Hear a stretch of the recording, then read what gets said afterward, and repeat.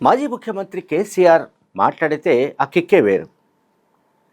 Cinema దర్శకుడు త్రివిక్రమ్ శ్రీనివాస్ చాలా సందర్భాల్లో ఆయన మాటలు అంటే పంచులు బాగుంటాయి. ఆయన మాటల్లో, ఆయన రాసే మాటల్లో. సినిమాల్లో త్రివిక్రమ్ శ్రీనివాస్కు మించిన మాటల రచయిత బహుశా ఇప్పుడు ప్రస్తుత పరిస్థితుల్లో లేరు. అక్కడి నుంచి మనం కట్ చేస్తే రాజకీయ నాయకుల్లో కేసీఆర్ లాగా పంచులు విసిరే మనిషి ఇంకొకరు లేరు, ఇంకో నాయకుడు లేరు. ఆ పంచుల్లో ఈ త్రివిక్రమ్ శ్రీనివాస్ చెప్పే కిక్ ఉంటుంది. ఆ కిక్కే వేరప్ప అంటాడు కదా. సో ఆ రకంగా ఇప్పుడు జూబ్లీస్ ఉప ఎన్నికల్లో కాంగ్రెస్ పార్టీ ఒక ప్రాపగండ చేస్తుంది. అంటే పాత వీడియోలు ఏవైతే ఉన్నాయో వాటిని ప్రదర్శిస్తుంది, అంటే ప్రజలకు తీసుకెళ్తుంది. ముఖ్యమంత్రి మాట్లాడవలసిన భాషన ఈ పద్ధత తెలంగాణ రాష్ట్రానికి సమాజానికి ఒక గౌరవమా?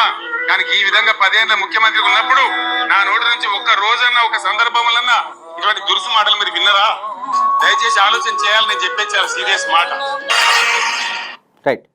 అయితే ఆయన ముఖ్యమంత్రిగా ఉండగా ఇప్పుడు ఇదేమో మాజీ ముఖ్యమంత్రి అయిన తర్వాత, ముఖ్యమంత్రి పదవి కోల్పోయిన తర్వాత చేసిన వ్యాఖ్యలు. ఎవరైనా ముఖ్యమంత్రి ఇట్లా మాట్లాడతారా అని రేవంత్ రెడ్డి గురించి ఉద్దేశిస్తూ ఆయన చేశాడు. అండ్ ఒరిజినల్గా ముఖ్యమంత్రిగా ఉన్నప్పుడు ఆయన ఎట్లా స్వైర విహారం చేశారో కూడా మనం ఈ వీడియోలో వినొచ్చు. సిగ్గులేని దరిద్రులు అని అంటాం. ముండమోకానికి నీ ముండ జీవో, అందుకే మిమ్మల్ని పిచ్చి కుక్కలు అంటాం. మేము ఎవరో మీలాంటి కుక్కగాలు నక్కగాలు ఖరాబ్ చేస్తామంటే చూసుకుంటూ కూర్చుంటామా? హౌలా పోషకాలు లెక్క మాట్లాడకుండా వాళ్ళంగా సోషల్ మీడియాలో అన్ని అబద్ధాలు ప్రచారం చేస్తాం. ఇదా ఒక్కటన్నా వాళ్ళకేమైనా సిగ్గు శరమని ఉందా?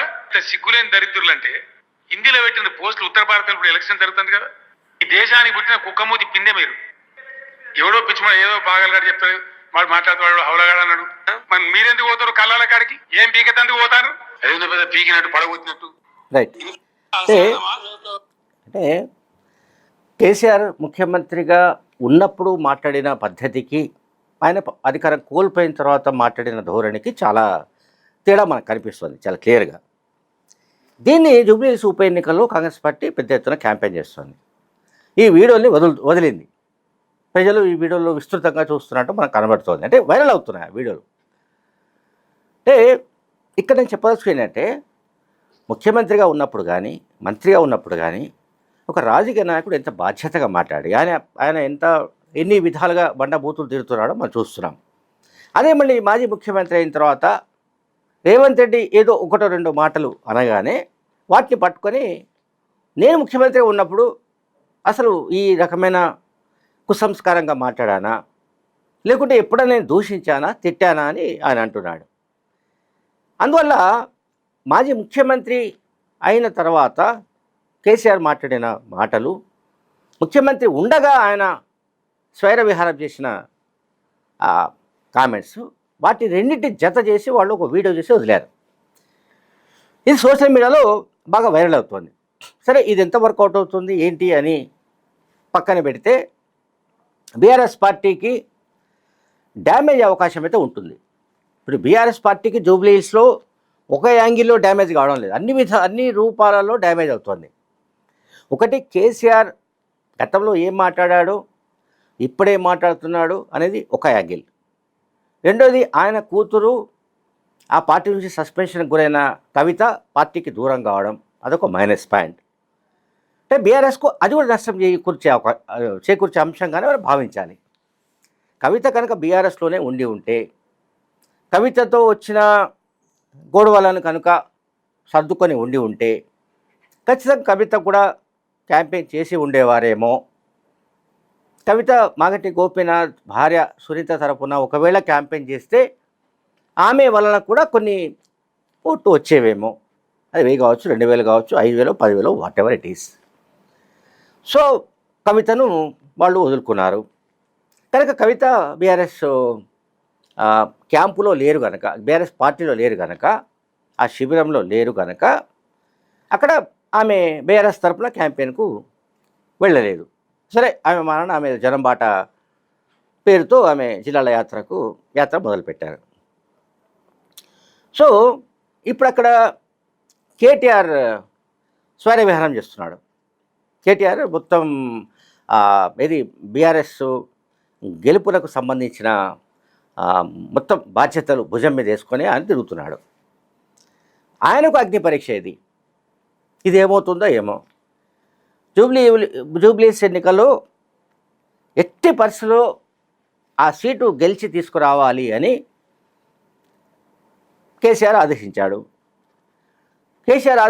కానీ గ్రౌండ్ లెవెల్లో పరిస్థితులు చాలా అధ్వానంగా ఉన్నాయి. అంటే క్షేత్రస్థాయిలో జూబ్లీహిల్స్లోని దాదాపు అన్ని డివిజన్స్లో కూడా, షేక్పేట కావచ్చు, ఇసుగూడ కావచ్చు, లేకుంటే రహమత్ నగర్ కావచ్చు, లేకుంటే సోమాజిగూడ కావచ్చు, ఇసుగూడ కావచ్చు, ఈ డివిజన్స్ అన్నింటిలో కూడా క్షేత్రస్థాయి పరిస్థితి వేరుగా ఉంది. ఎస్సీ, ఎస్టీ, బీసీ, మైనార్టీలకు సంబంధించిన ప్రజల మనోభావాలు వేరుగా ఉన్నాయి.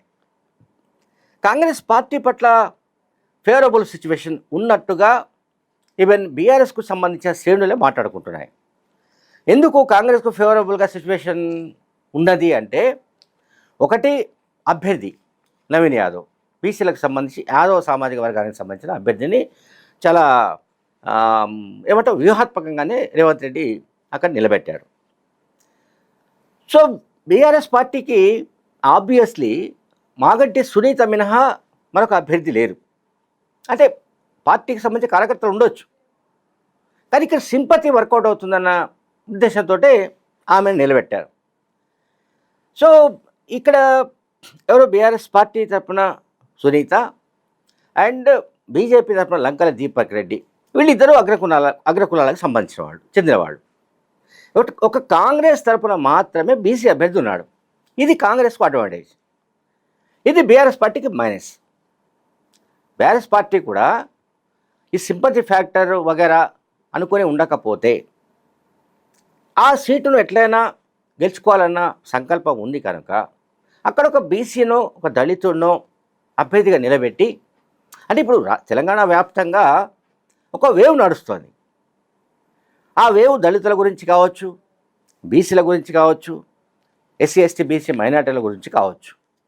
ఆ వేవ్ ఎటువంటిదంటే మొత్తంగా తెలంగాణ రాజకీయాల్లో పెను మార్పులకు దారి తీయవచ్చునేమో అనే విధమైన ఒక ట్రెండ్ నడుస్తుంది. ఈ ట్రెండ్ను బట్టి అయినా సరే అక్కడ ఒక బీసీ అభ్యర్థిని నిలబెడితే బీఆర్ఎస్ పార్టీకి కొంత అడ్వాంటేజ్గా ఉండేదేమో. వాళ్ళ పని చేయలేకపోవడానికి 2-3 కారణాలు ఉన్నాయి. బీసీలో నవీన్ యాదవ్ లాంటి పొటెన్షియల్ నాయకుడు వాళ్లకు లేడు, అదొక ఇబ్బంది. ఆ తర్వాత చనిపోయిన మాగంటి గోపీనాథ్ కుటుంబంలోనే ఒకళ్ళకు టికెట్ ఇస్తే అడ్వాంటేజ్ ఉంటుందని అనుకోవడం. ఈ నేపథ్యంలో జరుగుతున్న ఎన్నికల్లో అన్ని రకాల వీడియోలు బయటకు వస్తున్నాయి. అందుకే నేను ఆ వీడియోను మీకు వినిపించాను. ఎవరైతే జకీర్ టాకీస్ చూస్తున్నారో వాళ్లకు వినిపించిన వీడియో సీఎంగా కేసీఆర్ ఏం మాట్లాడాడు, అధికారం కోల్పోయిన తర్వాత ఆయన స్టైల్ ఎట్లా ఉంది, ఈ కంపారిజన్ కూడా ప్రజల్లో వెళుతోంది. అంటే ప్రజలు వాళ్ళేమీ అమాయకులు కాదు. అది జూబ్లీ హిల్స్ అయినా మరొక హిల్స్ అయినా ఏ నియోజకవర్గమైనా కూడా ప్రజలు అమాయకులు కాదు, సామాన్యులు కాదు. వాళ్ళకి అన్ని విషయాలు తెలుసు. బీఆర్ఎస్ పార్టీ ఏం చేసింది అధికారంలో ఉన్నప్పుడు, అధికారం కోల్పోయిన తర్వాత వాళ్ళు ఇప్పుడు ఎటువంటి నటనను ప్రదర్శిస్తున్నారు, ఏ రకంగా మాట్లాడుతున్నారు అనేది కూడా ప్రజలు గమనిస్తున్నారు. Thank you very much.